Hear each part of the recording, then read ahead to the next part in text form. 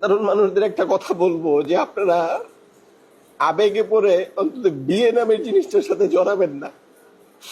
দেখেন মেয়েটার এখান থেকে এই জায়গাটা পোড়া,